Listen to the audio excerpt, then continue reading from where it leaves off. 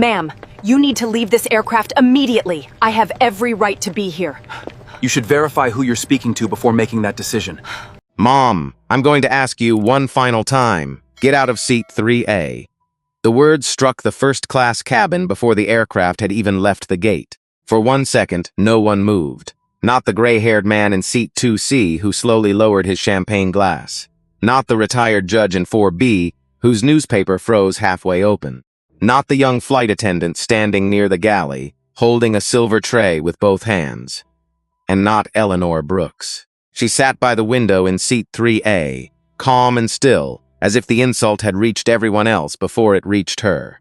Eleanor was 68 years old, a black woman with soft silver curls tucked behind her ears, warm brown skin, and reading glasses resting low on her nose. A paperback lay open in her lap. Her navy dress was neat but simple. Her shoes were polished, not expensive. On the left side of her collar was a small gold airplane pin. It caught the pale morning light coming through the window. Karen Mitchell stood over her in a fitted airline uniform, blonde hair pulled tight, lips pressed into a thin line. Her smile had disappeared. What remained was a cold kind of control, the kind people mistake for professionalism when they do not want to call it cruelty. "Mom," Karen said again, "I need to see your boarding pass." Eleanor looked up slowly. The cabin of Crestview Airlines, Flight 812, had gone quiet enough to hear the soft hiss of the air vents. Outside, ground crew moved under the gray Atlanta sky, orange vests glowing against the wet tarmac. Inside, 30 passengers watched an elderly woman being treated like a problem. Eleanor reached into her book and pulled out the boarding pass she had been using as a bookmark. Her hand did not shake. Karen took it, not gently. She held it close, then farther away, as if the paper itself might confess to something. She turned it over, looked at the seat number, looked at Eleanor, then looked again. "Where did you get this?" Karen asked. A faint sound came from seat 2C. William Carter leaned back with the small, satisfied smile of a man who had learned to confuse money with judgment. He was in his mid-50s, dressed in a charcoal suit, gold watch flashing as he lifted his glass. Eleanor turned her eyes back to Karen. "I paid for it." Karen's mouth tightened. "With what?" The question was soft. That made it worse. A few passengers looked down. One woman pretended to search her handbag. Another man adjusted his cuff links, though they were already straight. Rachel Foster stood near the galley, still holding the tray. She was 34, new to premium service, careful in the way people become when they know the rules are different for them. She had seen Eleanor board. She had seen the green confirmation on the tablet. Seat 3A, Eleanor Brooks, no issue, no alert, no mistake. But Rachel did not move, not yet. Judge Helen Parker, seated in 4B, lowered her newspaper another inch. She had spent 40 years listening to people lie in polished voices. She knew the difference between confusion and intention. This was not confusion. Karen lifted the boarding pass slightly, as if presenting evidence to the cabin.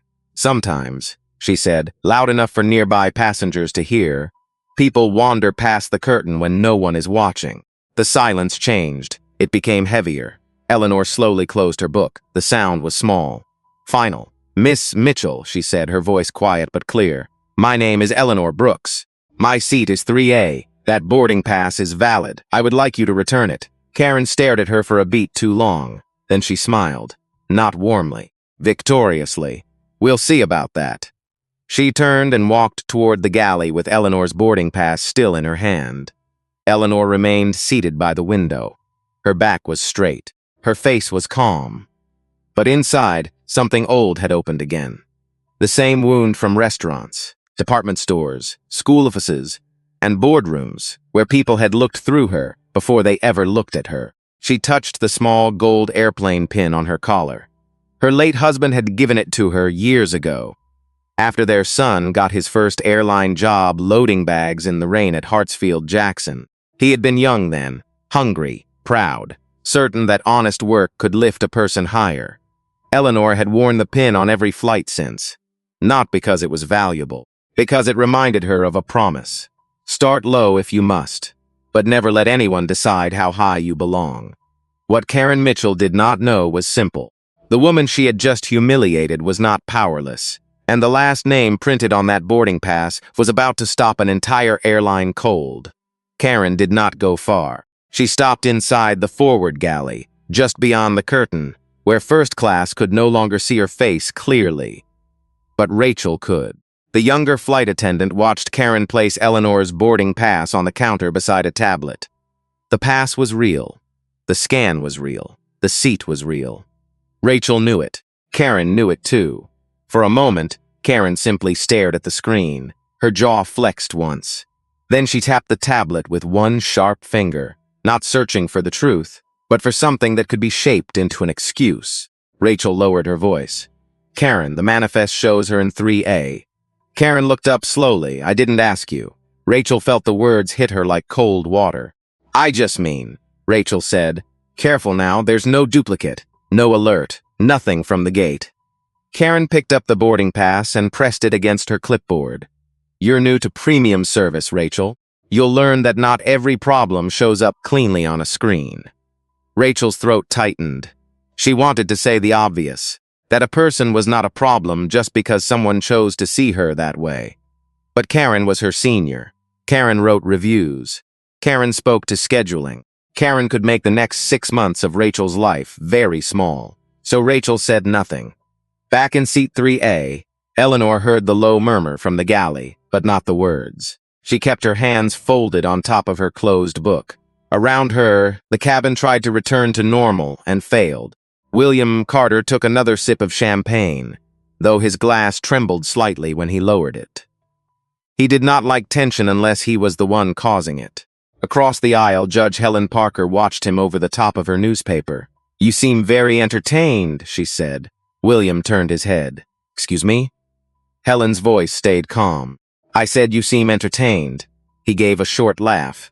I'm just hoping we leave on time. Some of us have meetings. Helen folded her newspaper with deliberate care. And some of us have memories. That quieted him for a second. Then Karen returned. She walked with purpose, the way people do when they have decided confidence can replace evidence. Rachel followed a few steps behind, still holding the tray, her face tight. Karen stopped beside Eleanor. Mrs. Brooks, she said, suddenly using the name now that she wanted authority to sound polite. There appears to be a seating irregularity. Eleanor looked up. What kind of irregularity? Karen glanced around the cabin, measuring how much everyone could hear. Enough to build pressure, not enough to invite questions. Your seat may have been assigned in error. A small shift moved through first class. The sound of leather creaking. A breath held too long. Someone in row 4 raised a phone, then lowered it halfway. Eleanor did not move.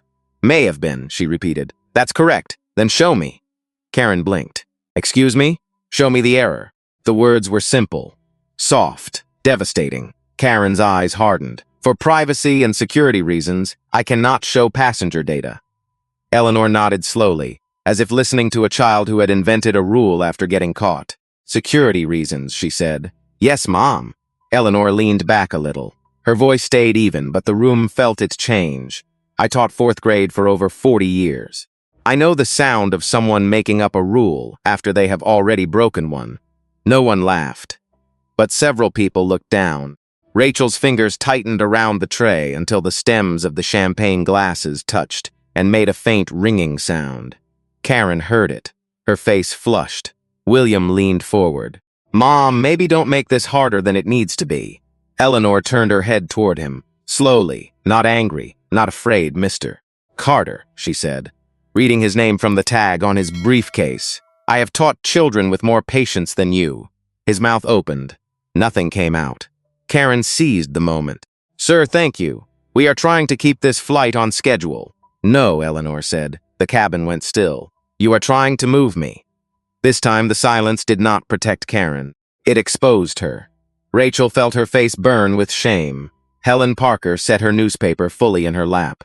A man in the back finally lifted his phone and pressed record. Karen leaned closer, lowering her voice, so only Eleanor could hear the heat beneath it.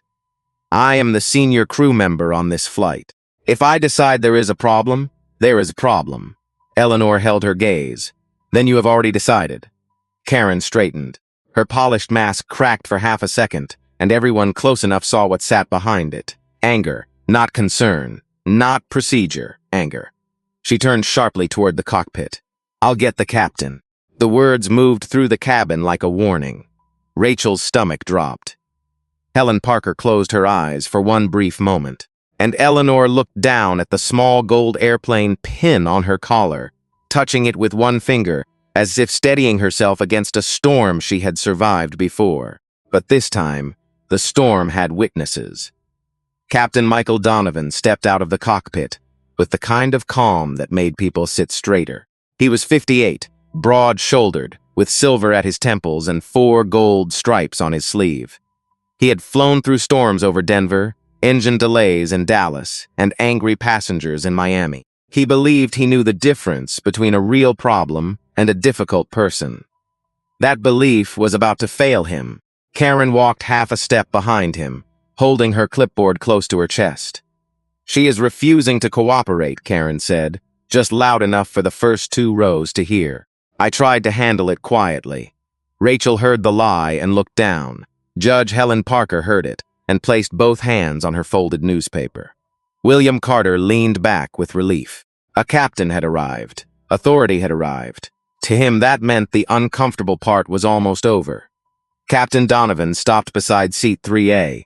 His eyes moved over Eleanor quickly. Too quickly. Silver curls, reading glass, navy dress, old hands folded on a paperback. A black woman sitting alone in a cabin full of polished leather and quiet judgment. He did not see danger, but he saw delay, and in aviation, delay had a way of turning people into obstacles. "Mrs. Brooks," he said. "Yes, Captain. I understand there is a seat assignment concern." "There is not." Karen exhaled sharply. "Captain, as I explained, there appears to be an irregularity." Eleanor turned her head toward Karen, then back to Donovan. "She has not shown me any irregularity. She checked my boarding pass. She took it from me. She told the cabin I wandered past the curtain. Now she wants me moved." The words were clean. Too clean to dismiss. A few passengers shifted. Captain Donovan glanced at Karen. Karen's face changed at once. Her eyes widened slightly, wounded and professional. "That is not an accurate representation," she said. Eleanor did not interrupt. She did not raise her voice. She simply sat there, forced to explain her dignity to people paid to protect it. Donovan lowered his tone. "Mrs. Brooks, my crew has the authority to manage this cabin, and I have a ticket for this seat. No one is disputing that you have a ticket." "Then what are you disputing?" The question struck the cabin like a gavel. Helen Parker's fingers tightened around the edge of her newspaper. She had heard men dodge truth like this before. In courtrooms, in depositions, in clean offices with ugly decisions buried under polite language. Donovan looked at the boarding pass in Eleanor's hand. He did not take it. Taking it would mean checking. Checking might reveal that Karen was wrong, and by then he had already stepped beside her. "For the comfort and efficiency of this flight," he said, "I am asking you to accept an alternative seating arrangement." Eleanor's face changed only slightly. The warmth left her eyes. "The comfort of whom, Captain?" William muttered. "Oh, for heaven's sake." Eleanor turned toward him. "Mr. Carter, I hope your meeting is important enough to justify your manners." A few mouths tightened. One passenger almost smiled, then thought better of it. Karen seized the opening. "This is exactly the attitude I was describing." "No," Helen Parker said. "It was not loud. It did not need to be." Everyone turned. Helen sat upright in 4B, silver hair tucked beneath a cream scarf, gaze steady on the captain. "That woman has been calm from the beginning," Helen said. "Your flight attendant has not." Karen stiffened. "Mom, please stay out of crew matters." Helen looked at her with the cold precision of someone who had sentenced liars before breakfast. "I know misconduct when I see it." For the first time, Captain Donovan hesitated. Rachel stopped breathing for half a second. There it was, a witness. But authority does not always soften when corrected. Sometimes it hardens, because admitting the truth would mean admitting how long it had been ignored. Donovan straightened. "Ladies and gentlemen," he said, raising his voice, "we need to prepare for departure. This matter will be resolved now." He turned back to Eleanor. "Mrs. Brooks, I am going to ask you one final time to gather your belongings and move to the assigned seat my crew has arranged. If you refuse, we may have to remove you from the aircraft." The room emptied of sound. Even William stopped moving. Eleanor stared at the captain for a long moment. Then her eyes lowered to the gold airplane pin on her collar. Her thumb touched the tiny wing. She thought of her husband, of rainy mornings, of classrooms with broken heaters, of children who had come back years later to tell her she had saved them. She thought of her son, loading bags at this same airport when he was 23, smiling through the rain because he believed hard work could carry a person upward. Then Eleanor stood, slowly, not defeated, documenting. Phones rose across the cabin now, one after another. Karen stepped back. Donovan moved aside. William looked out the window. Eleanor picked up her purse and paperback. Her knees hurt. Her chest hurt more. As she passed Rachel, their eyes met. Rachel's face cracked with shame. "I'm sorry," Rachel whispered. Eleanor paused just long enough to answer. "Then remember this feeling." She walked through the curtain toward economy. Behind her, first class remained silent. But silence had changed. It was no longer empty. It had witnesses now. Eleanor found the empty seat in economy without asking anyone for help. It was 28B, a middle seat between a college student in a Georgia Tech sweatshirt and an older man in a faded Falcons cap. Both of them had watched her walk down the aisle. Both of them looked away too quickly when she arrived. The student pulled his backpack closer to his knees. The older man shifted toward the window, making space that should have felt polite, but somehow felt ashamed. Eleanor sat down carefully. Her knees protested. Her hands remained steady. She placed her paperback on her lap, then set hers beneath the seat in front of her. No one spoke for several seconds. From behind the curtain, first class began breathing again. That was the cruelest part. The world often moved on before the wound had even formed a scab. Eleanor looked down at her boarding pass. The corner was wrinkled from Karen's grip. Seat 3A was still printed clearly in dark ink. 3A, not 28B, not wherever someone else decided she looked like she belonged. The college student glanced at her. He was maybe 20, with nervous eyes and one earbud fail still hanging loose. "Mom," he said softly, "are you okay?" Eleanor looked at him. There was no pity in his face, just discomfort, the honest kind, the kind that still had room to grow into courage. "I've been better, baby," she said. The answer surprised him. He swallowed and looked toward the front of the plane. That didn't seem right. "No," Eleanor said. "It wasn't." The older man in the Falcons cap cleared his throat. His magazine was open upside down in his lap, though he had not noticed. "I should said something," he murmured. Eleanor turned slightly. He kept his eyes on the seat back in front of him. "I saw it," he said. "I just kept thinking somebody else would step in." Eleanor's face softened, but only a little. That is how most wrong things survive. The man nodded once, as if the sentence had pressed against his chest. Up front, Karen stood in the galley pretending to check service notes. Her hands were too still. Her breathing was too shallow. She could feel the cabin watching her differently now. Not openly, not yet. But something had shifted. William Carter pressed his call button. Karen appeared beside him almost immediately, grateful for a passenger she understood. "Yes, Mr. Carter?" He tapped his watch. "Are we delayed now because of all that?" Karen forced a smile. "Just final preparations, sir. Because I have a meeting in Chicago." "Yes, sir. We're doing everything we can." Across the aisle, Judge Helen Parker watched Karen's face. "You seem nervous," Helen said. Karen turned. "Excuse me?" Helen folded her hands on her newspaper. "I said you seem nervous." Karen's smile flattened. "Mom, we are managing the cabin." "No," Helen said. "You are waiting for consequences." The word consequences settled in the air like a door closing. Rachel heard it from the galley. Her stomach turned. She looked toward the curtain, imagining Eleanor in the back, surrounded by strangers, carrying herself with more grace than anyone in uniform had offered her. Then, the cockpit radio crackled. Captain Donovan was still near the front when the message came through. "Crestview 812, hold position. Do not close the boarding door. Repeat, do not close the boarding door." Donovan frowned and lifted the handset. Ground confirm reason for hold. A pause. Then the voice returned. Corporate operations hold. Karen looked up. The color left her face in stages. First the cheeks, then the lips, then the eyes. William leaned into the aisle. What does that mean? Karen did not answer right away. Rachel knew enough about operations to know this was not ordinary. Corporate did not hold a flight at the gate over a simple seat issue. Not unless someone high enough had asked a question no one wanted to answer. In row 28, Eleanor felt the plane remain still beneath her. She did not look surprised. She picked up her phone. For a moment, her thumb hovered over the screen. Her son's name was not saved with a title. Not CEO. Not Daniel Brooks, Chief Executive Officer of Crestview Airlines. Just Daniel. She typed 3 words. It happened again. Then she pressed send. At Crestview headquarters, 40 miles away, Daniel Brooks stood in a glass conference room on the 26th floor, reviewing customer satisfaction reports with 6 senior executives. His phone buzzed once. He looked down. The room kept talking. Then everyone noticed he had stopped breathing. Daniel Brooks read the message twice. It happened again. The words were small on the screen, but they pulled the air from the conference room.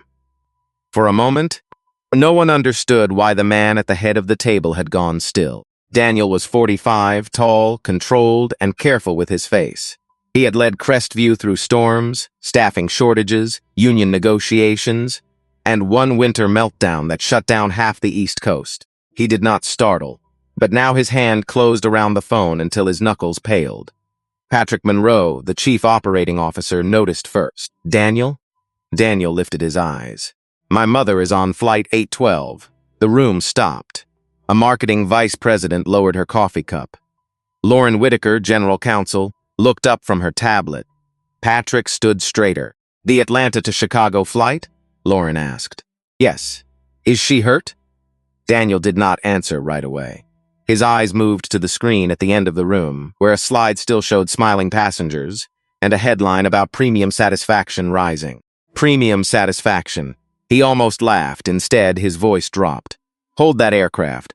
Patrick was already reaching for his phone. I'll call operations. Now, Daniel said. Patrick left the room at a fast walk. Daniel turned to Lauren. Pull her passenger record. Eleanor Brooks, seat 3A. I want the manifest, gate scan crew roster on board notes, seat history, and any manual changes made in the last hour. Lauren was already typing. On it, the others sat frozen in their expensive chairs. They were used to emergencies with weather maps, mechanical codes, and legal exposure. This was different. This was personal. And somehow, because it was personal, it felt more dangerous. Daniel placed both hands on the table. For years, he said quietly, customers have told us what happens when no one powerful is watching. No one spoke. This morning, he continued, someone powerful was watching. She just happened to be the woman they decided did not belong. At gate B-17, Flight 812 sat, attached to the jet bridge under the pale Atlanta morning. The boarding door was still open. Bags had been loaded. Passengers were restless. The aircraft was ready to push back. Then the radio call came again. Crestview 812. Corporate hold remains in effect. Do not close the boarding door. Captain Donovan's jaw tightened. He looked toward Karen. Karen's face had lost its polish. What's going on? William Carter called from seat 2C. Donovan did not answer. He spoke into the handset. Operations, this is Captain Donovan. Requesting reason for delay. A pause. Stand by. That was worse than an explanation. In the forward galley, Rachel stared at the empty seat 3A. The leather still held the crease where Eleanor had sat. The side table was bare. No glass of water. No warm greeting. No dignity offered before it had to be defended. Rachel felt something sink in her chest. She had checked the tablet. She had known. And knowing without acting had become its own kind of action.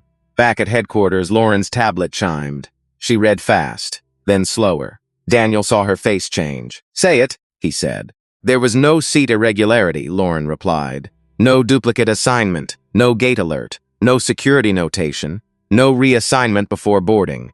Daniel's expression did not move. Lauren kept reading. There is, however, a manual seat adjustment entered after Mrs. Brooks was moved. Patrick stepped back into the room, phone still in his hand. Aircraft is held. Door open. They're asking why. Daniel looked at Lauren. Who entered the adjustment? Lauren swallowed. Crew login assigned to Karen Mitchell. The silence sharpened. She moved my mother first, Daniel said, then created a record to justify it. Lauren's voice was careful. That is what the timeline suggests. No, Daniel said. That is what happened. Patrick looked down at his tablet, then back up. Daniel, there's more. Daniel turned. Karen Mitchell has 2 prior passenger complaints, both from premium cabins. Both involved questioning whether passengers belonged in first class. One was closed as a misunderstanding. The other was handled with verbal coaching. The word coaching sat in the room like rot. Who closed them? Daniel asked. Patrick exhaled. Regional and flight management. Daniel's jaw tightened once. That was all. But everyone in the room felt the scale of the problem change. This was no longer one flight attendant having one bad morning. This was a system teaching people that soft consequences were permission. Daniel picked up his briefcase. Tell the gate I'm coming. Patrick lowered the phone slowly. To the airport? Daniel was already walking. Lauren stood and grabbed the folder from the printer as it began spitting out records. By the time Daniel reached the elevator, corporate security had been called. By the time his black sedan pulled away from the curb, the report was building line by line. And on Flight 812, Eleanor Brooks sat quietly in 28B, hands folded over her paperback, while the airline that had failed to see her was finally being forced to look. Daniel Brooks did not speak during the ride to the airport. The black sedan moved through Atlanta traffic under a low gray sky, passing wet sidewalks, shuttle buses, and commuters who had no idea an entire company was about to be measured against one woman's pain. Patrick sat beside him with a tablet balanced on his knee. Lauren sat in the front passenger seat, reading from the folder in her lap. Every few seconds, the paper shifted. Manifest, gate scan, crew roster, complaint history, the clean language of corporate records trying to describe something deeply unclean. Patrick cleared his throat. Daniel. Daniel kept his eyes forward. Say it. Karen Mitchell's 2 prior complaints were both from black passengers. Both women. Both over 60. Lauren looked back from the front seat. Her face had tightened. One complaint said Karen asked for extra verification after the passenger had already scanned at the gate. Patrick continued. The other said she told a passenger, quote, "This area is reserved for confirmed premium customers." Daniel looked out the window, and we called that coaching. No one answered, because the answer was yes. At gate B17, the passengers on Flight 812 had begun to grow restless. The door was still open, the jet bridge still attached. The aircraft had not moved an inch. William Carter pressed his call button again. Karen appeared too quickly. Yes, Mr. Carter? His voice was clipped. I asked you what the delay is. We're waiting for clearance from operations because of her. He nodded toward the curtain. Karen's smile froze. I am not permitted to discuss passenger matters. Convenient. Across the aisle, Helen Parker watched Karen's fingers grip the edge of the seat. Too tight, too controlled. People with nothing to hide rarely held themselves that carefully. Rachel stood near the galley, staring at the champagne tray she had finally set down. The bubbles rose and died in the glasses. She felt sick watching them, tiny bright things disappearing without sound. In economy, Eleanor sat quietly between the student and the man in the Falcon's cap. The student had taken out both earbuds now. Do you fly often? He asked, then winced at his own awkwardness. Eleanor gave him a tired smile. More than people expect. The older man let out a breath through his nose. I really am sorry, Mom. Eleanor turned to him. Sorry is a beginning. It is not the work. He nodded, eyes damp. Yes, Mom. At the gate, Daniel's sedan pulled up beside the terminal entrance. 2 corporate security officers met him inside. Airport employees recognized him in waves. First confusion, then shock, then a sudden straightening of posture. Mr. Brooks, the gate agent said when he reached B17. Her voice shook. We were told not to announce you. Good, Daniel said. Is the aircraft door open? Yes, sir. Keep it that way. Lauren stepped beside him and lowered her voice. One more item. Daniel did not look away from the jet bridge. Tell me. The manual seat adjustment was not just entered after Mrs. Brooks was moved. It was entered under the reason code passenger comfort. Patrick's mouth tightened. Daniel turned slowly. Passenger comfort. Lauren nodded. That is what Karen used. For 1 second, Daniel said nothing.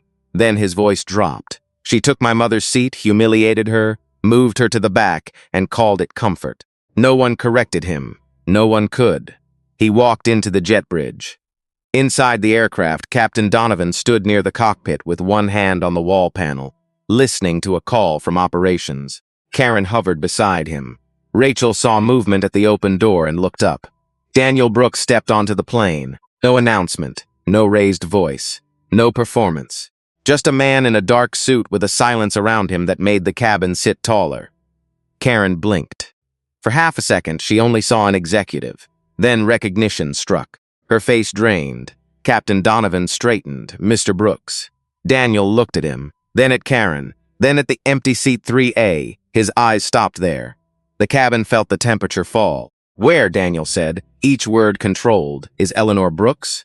Karen's mouth opened. No sound came out. That silence told him more than an explanation. Donovan shifted. Mr. Brooks, there was a seating concern involving a passenger. My crew made a judgment call. Daniel turned his head. A judgment call. Patrick and Lauren stepped onto the aircraft behind him, followed by corporate security. Their presence changed the aisle. It no longer felt like a cabin. It felt like a courtroom. Daniel looked at Karen again. Where is my mother? The word mother moved through first class like a shock wave. William Carter lowered his champagne glass. Helen Parker closed her eyes for one brief second. Rachel's hand flew to her mouth. Karen whispered, Economy, row 28. Daniel stared at her. Then he walked toward the curtain. No hurry, no anger on display, only purpose. And every passenger in first class understood at the same moment. The woman they had watched walk away alone had never been small. They had only treated her that way. Daniel moved through the first-class curtain, and the economy cabin changed before he said a word. People looked up from phones, books, and coffee cups. A few recognized him from business news. Most did not. They only saw a tall black man in a charcoal suit walking down the aisle with two executives and security behind him. But they felt the shift. Authority has a sound. Sometimes it is not loud. Sometimes it is the silence that follows it. At row 28, Eleanor Brooks sat between the college student and the man in the Falcon's cap. Her paperback rested closed on her lap. Her phone lay face down beside it. Her shoulders were straight. But Daniel saw what the others had missed. The tiredness around her eyes.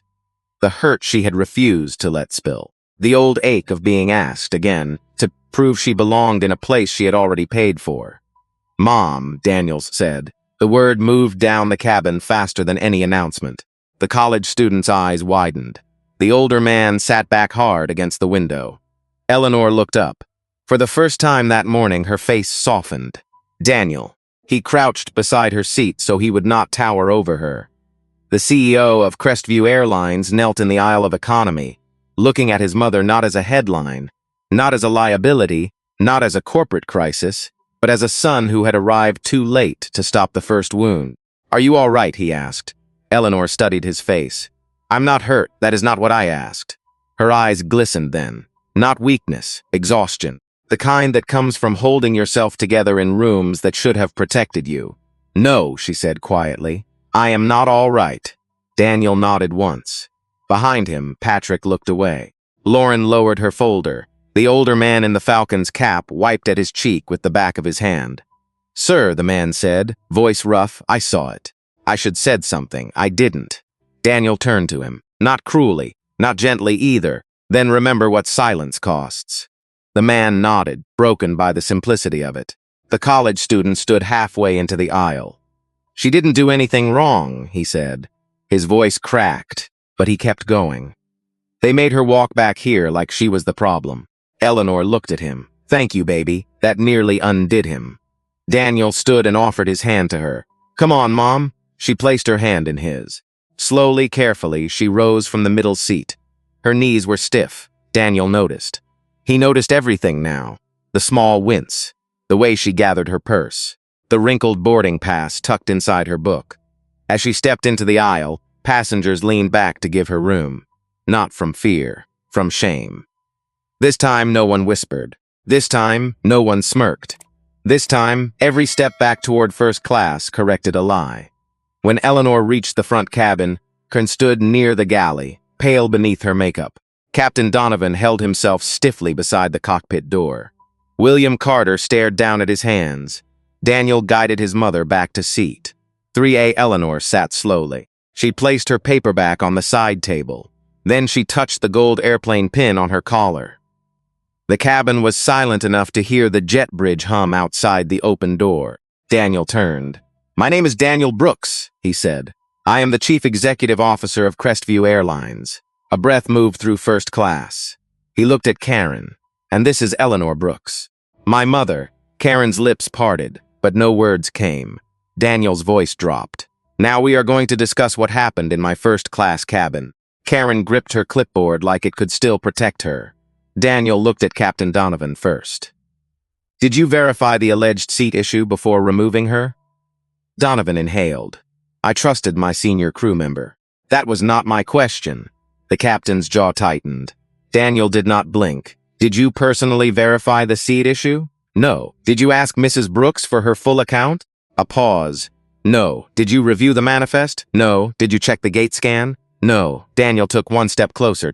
"Then you did not make a judgment call, Captain. You endorsed someone else's bias and gave it the authority of your uniform." The words hit hard. Karen flinched. Rachel's eyes filled. Helen Parker closed her newspaper for the last time. Daniel turned to Karen. "You said there was an irregularity." Karen swallowed. The system showed a possible concern. Lauren opened the folder. "No," she said. "It did not." Karen looked at her. Lauren's voice was calm, almost surgical. There was no duplicate booking, no seat conflict, no security alert.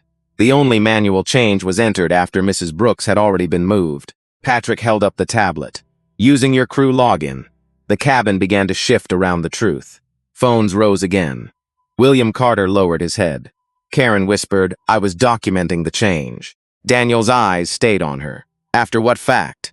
Karen had no answer. And in that silence, everyone finally heard the thing Eleanor had been forced to carry alone. Karen tried to speak, but the cabin had already moved past believing her. Her lips formed the beginning of a defense. Policy, safety, passenger cooperation. All the words people reach for when the truth is standing too close. But none of them came out clean. Daniel waited. That made it worse. He did not shout. He did not perform for the phones now held across the cabin. His control was heavier than anger. Karen finally lifted her chin. Mrs. Brooks refused to cooperate. She challenged my authority in front of passengers. Eleanor sat by the window, hands folded over her paperback. Her face was calm, but her eyes stayed on Karen. Not hateful. Remembering. Daniel turned slightly. "Authority to do what?" Karen blinked. "To remove a passenger with a valid first-class ticket because you felt she did not fit the cabin? That is not what happened." Helen Parker rose from seat 4B. Her movement was slow, but the cabin made room for it. There was something about the old judge's posture that reminded people of courtrooms, oaths, and consequences that did not care how expensive your shoes were. "It is what happened," Helen said. Karen looked at her sharply. "Mom, you are not involved in this." Helen's voice stayed steady. "I became involved the moment I watched you humiliate a woman and said nothing soon enough." That sentence landed differently. Not accusation, confession. Helen turned to Daniel. "Your mother was calm from the beginning." Miss Mitchell questioned her repeatedly. She implied she had sneaked into first class. The captain accepted that version without checking the record. Captain Donovan's face hardened. But he did not interrupt. Daniel looked toward Rachel. "Miss Foster." Rachel flinched. He knew her name. Of course he knew. By now he knew every name on the crew list. "Yes, sir. What did you see?" Karen's eyes snapped toward Rachel. A silent warning. The kind Rachel had felt before from supervisors, passengers, and people who knew how to punish without leaving fingerprints. Rachel looked at Eleanor. The shame in her chest had become too large to hide behind training. "I saw Mrs. Brooks board with a valid pass," Rachel said. Her voice shook. "I saw the tablet. Seat 3A was hers. There was no irregularity." Karen whispered Rachel. Rachel did not look at her. "I should have said that earlier," Rachel continued. "I didn't. I was afraid of overstepping. The tray in the galley rattled faintly as someone bumped it. No one moved to stop the sound. Daniel let the silence sit. He wanted everyone to feel the shape of it. Fear, bias, convenience, cowardice. The quiet machinery that turns one person's prejudice into a room full of cooperation. Then his eyes moved to William Carter. Mr. Carter. William's shoulders stiffened. You spoke to my mother during the incident. William cleared his throat. I may have said something about keeping the flight on schedule. That is not what I asked. William's fingers tightened around his glass. I told her not to make it harder. Why? The question was simple. William had no good answer. His eyes flicked to Eleanor, then down. I didn't know who she was. The cabin absorbed that sentence like a confession. Daniel stepped closer, his voice lower now. That is the problem. You should not have needed to know. William's face collapsed inward. Not dramatically. Quietly. Like a man hearing his own conscience speak in public for the first time. Eleanor looked out the window. Her gold airplane pin caught the light again. Small, bright, unmoved. Patrick stepped forward, tablet in hand. Miss Mitchell, he said. Formal now, effective immediately. You are removed from duty pending investigation. Please surrender your crew badge and company device. Karen stared at him, then at Daniel, then at Eleanor. For the first time, fear replaced indignation. This is my career, she said. Eleanor answered before Daniel could. No, she said quietly. This is your consequence. Karen's hand trembled as she unclipped her badge. The small plastic card made a dull sound when it landed in Patrick's palm. No one clapped. No one cheered. The cabin was too ashamed for that. Daniel turned to Captain Donovan. And you, he said, will not operate this flight today. Donovan's eyes widened. Miss Brooks, removing a captain this close to departure is an operational disruption. Daniel did not blink. So was removing a paid passenger from her seat because your crew member was uncomfortable with her presence. The words struck clean. Donovan looked toward the cockpit, then toward the passengers, then finally at Eleanor. Mrs. Brooks, he said, strained. I regret how this was handled. Eleanor lifted her eyes. For a moment, the cabin waited for forgiveness. People often expect the wounded to make the room comfortable again. Eleanor did not. You regret the handling, she said. I regret the harm. Donovan swallowed. There was nothing left to say. Outside, the jet bridge remained attached. Inside, the truth had finally arrived. And it was not gentle. It was necessary. Karen Mitchell walked off the aircraft with 2 corporate security officers behind her. No one touched her. No one needed to. Their presence was enough. Her shoes struck the jet bridge floor in sharp little sounds that faded toward the terminal. For 12 years, she had moved through aircraft aisles like authority belonged to her. Now she left one as a stranger. Inside the cabin, Captain Donovan remained near the cockpit door, his face rigid. His pride had been wounded in front of passengers, crew, and the man who signed the highest orders in the company. He wanted to defend himself again. He wanted to say the situation had escalated.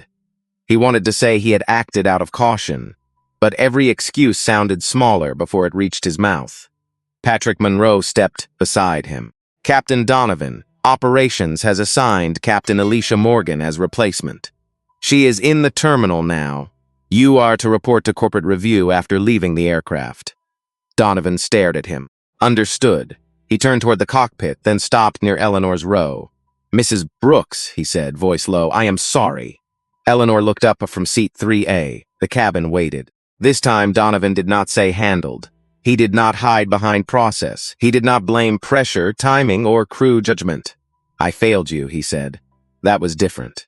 Eleanor studied him for a long moment. Yes, she said. You did. The words did not crush him. They held him still.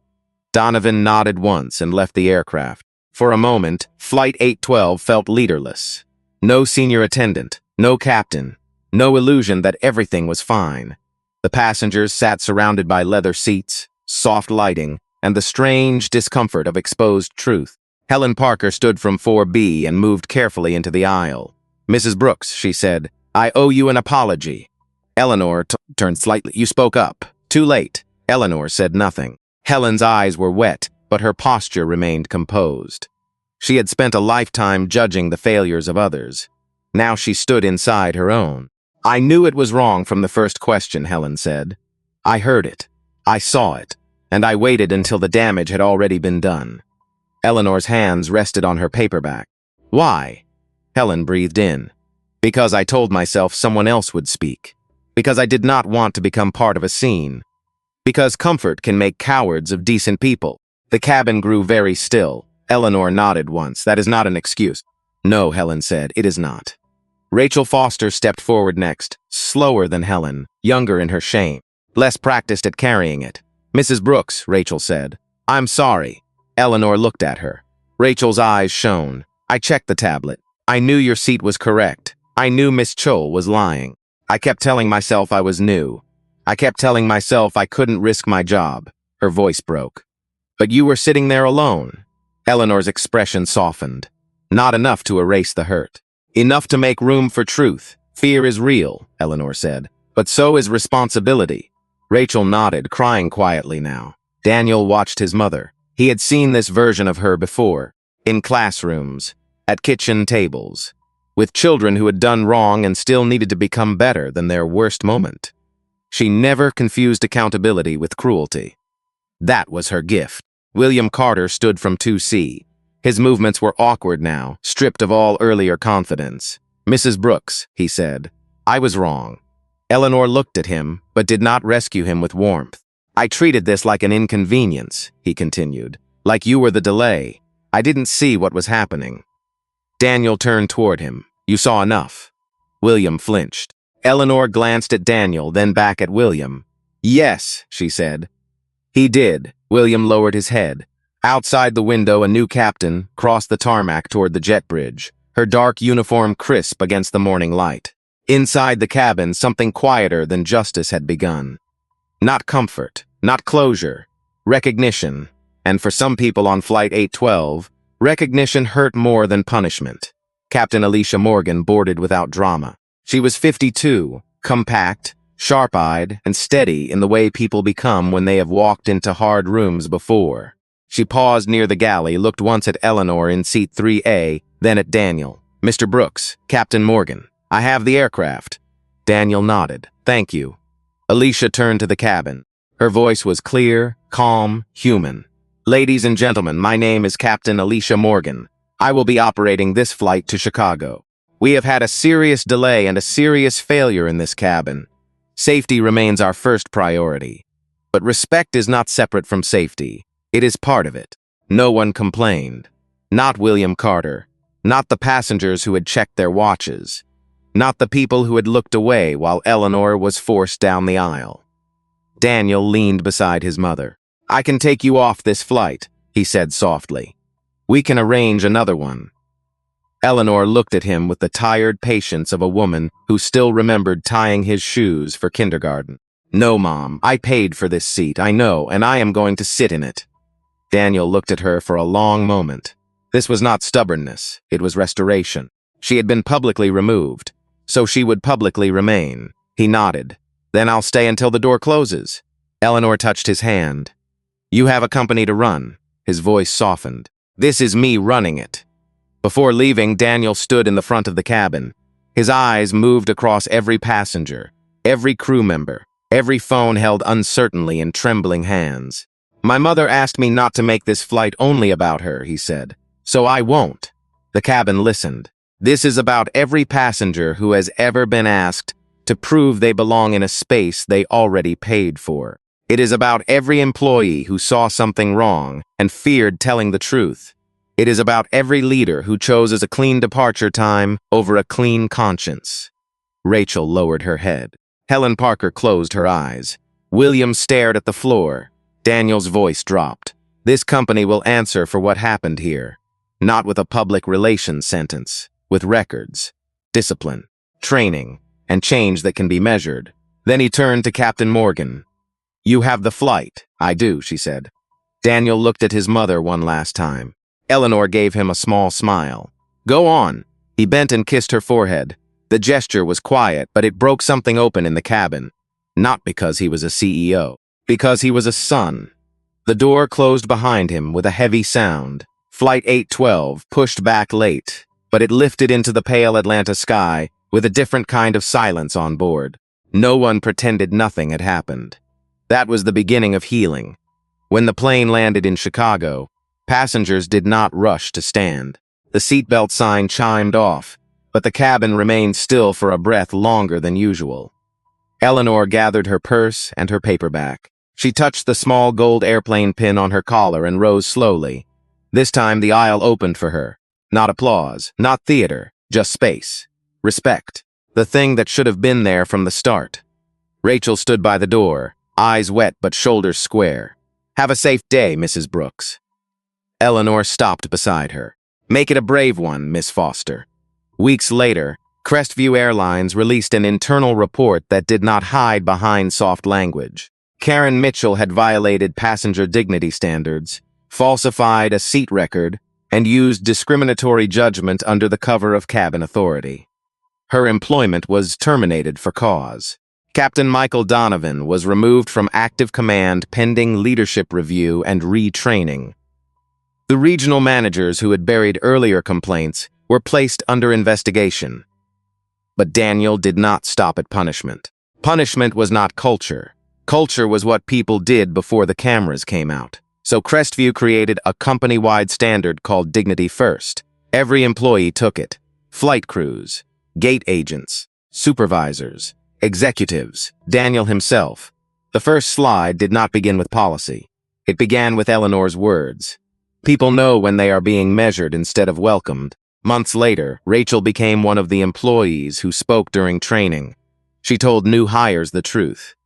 She told them silence can feel safe, but safety bought with someone else's humiliation is not safety at all.